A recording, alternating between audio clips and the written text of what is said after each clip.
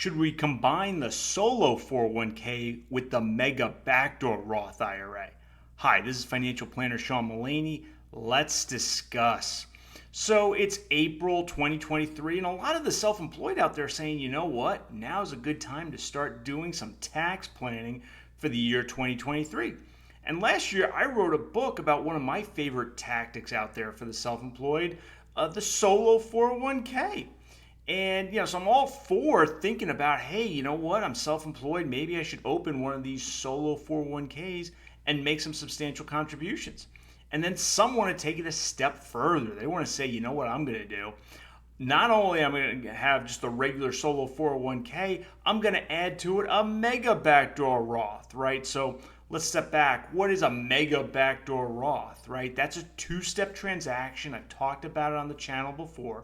Step one is a contribution to an after-tax 401k. So that's a traditional account, no deduction, but if the 401k has it, that would be the important first step. And then the second step is either what I refer to as step 2A, a direct rollout of that after-tax contribution or a Roth IRA, or even easier would be step 2B.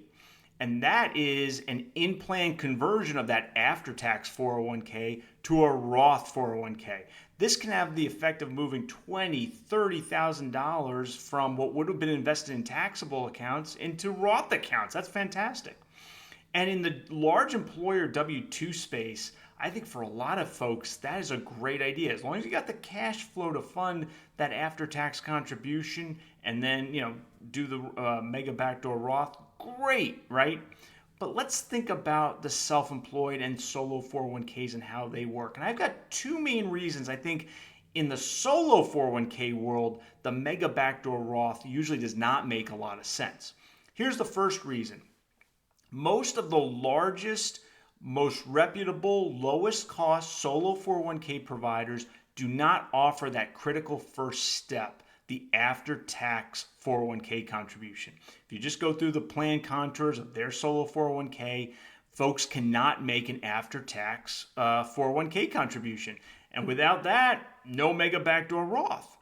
Well, Sean, people love this Mega Backdoor Roth. Aren't all those big providers of solo 401ks just going to add that to their plans pretty soon? I happen to think the answer is probably not. Here's why. There have been several proposals in Congress to eliminate the Mega Backdoor Roth, right? So here's the thing. If I'm a large provider of solo 401ks, do I really want to call up my lawyers, have my plan documents redrafted, go through all this hassle of changing my plan contours so now we can do the Mega Backdoor Roth, only to have Congress come in 1 year later, 2 years later, and repeal the whole thing, right? I don't want to go through that time and expense if I'm real worried Congress is going to yank the carpet out from under me, right? So I tend to think large 401k providers are not, for the most part, going to be adding the Mega Backdoor to their solo 401k, right? So if we're insistent on doing the Mega Backdoor Roth, we're going to find ourselves locked out of a lot of very good providers' plans, and it's going to limit our choices, right? All right, well, what's the tax cost of that, though, right? Before I decide whether or not to make the Mega Backdoor Roth, I want to know what's the tax opportunity I'm leaving on the table. And it turns out the way the numbers sort of fall out, in many cases, solopreneurs, the self-employed, just don't leave that much on the table when they don't have a Mega Backdoor Roth because the contribution limits, both employee and employer, are so high that most solopreneurs are just not going to be able to fund the Mega Backdoor even if they wanted to.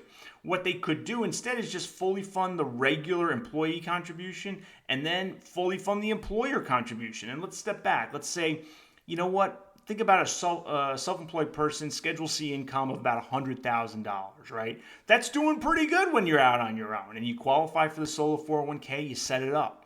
Well, what are your limits in terms of what could you just put into the solo 401k without even futzing around with the Mega Backdoor Roth? Well, in the year 2023, if we're under age 50, that solopreneur with the $100,000 of Schedule C income can start with a $22,500 employee contribution to the solo 401k, and then can come in as the employer and make an additional $18,587 contribution to the solo 401k as the employer. Do the math. That's a little over $41,000 that $100,000 Schedule C solopreneur can get into the solo 401k, and that's with no Mega Backdoor Roth.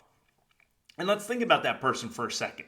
They make Schedule C income of $100,000, great.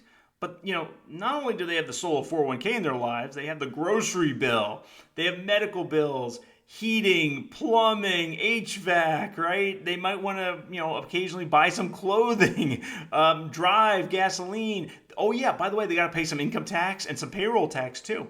So if you're already putting $41,000 into that solo 401k and you got to live your life, that's probably as much as you're going to be able to do. Why do you even need a Mega Backdoor Roth in your life?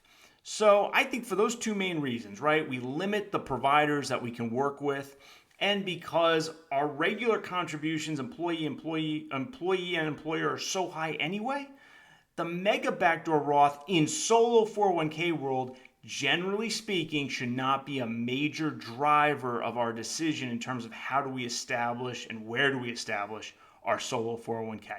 Hope you enjoyed this video. If you did, please mash that like button and subscribe to my channel. I'll see you next time.